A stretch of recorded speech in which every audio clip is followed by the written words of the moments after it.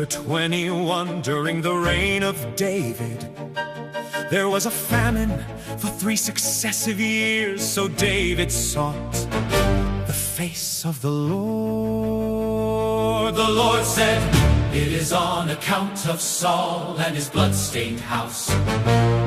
It is because he put the Gibeonites to death."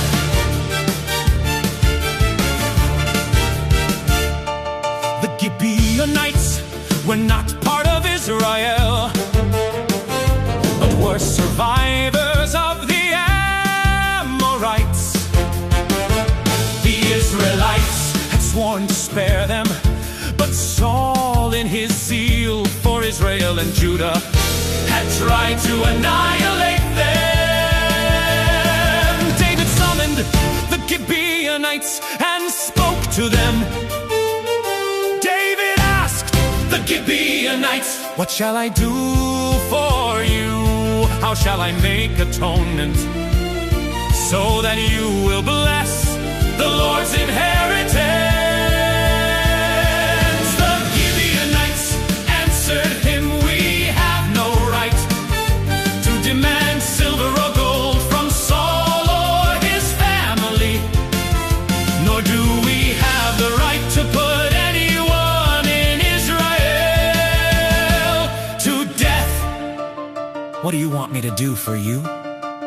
David asked. They answered the king, "As for the man who destroyed us and plotted against us, so that we have been decimated and have no place anywhere in Israel, let 7 of his male descendants be given to us to be killed, and their bodies exposed before the Lord at Gibeah of Saul, the Lord's chosen one." So the king said, "I will give them to you." The king spared Mephibosheth, son of Jonathan, the son of Saul, because of the oath before the Lord between David and Jonathan, son of Saul.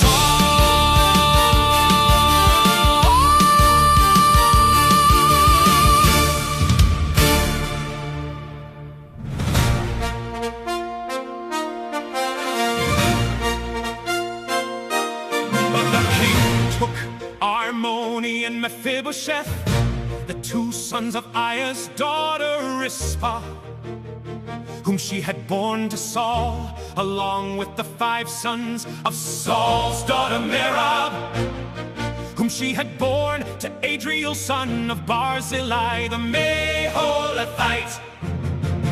He handed them over to the Gibeonites, who killed them and exposed their bodies on a hill before the Lord. All 7 of them fell together.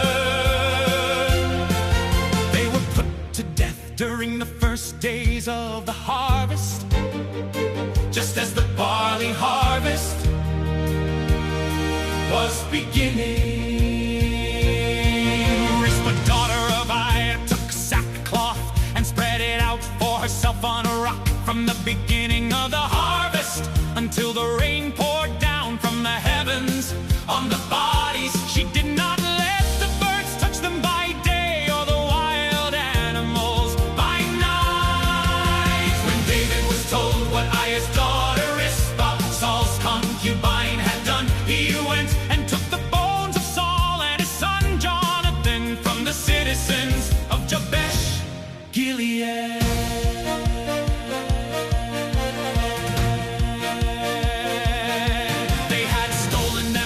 From the public square at Bethshan, where the Philistines had hung them after they struck Saul down on Gilboa.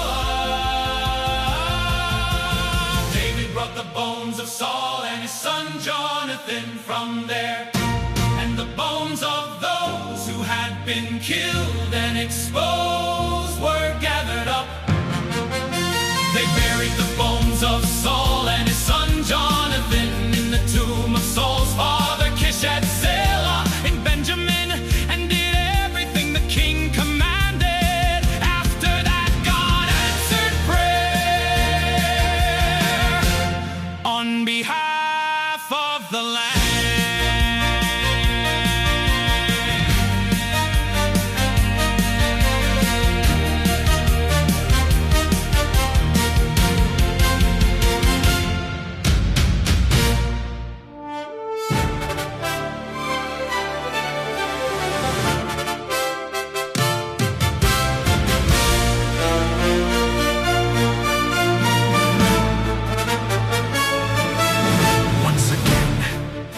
was a battle between the Philistines and Israel. David went down with his men to fight against the Philistines, and he became exhausted. And Ishbi-benob, one of the descendants of Rapha, whose bronze spearhead weighed 300 shekels and who was armed with the new sword, said he would kill David. But Abishai, son of Zeruiah, came to David's rescue. He struck the Philistine down and killed him. Then David's men swore to him, saying, "Never again will you go out with us to battle, so that the lamp of Israel will not be extinguished."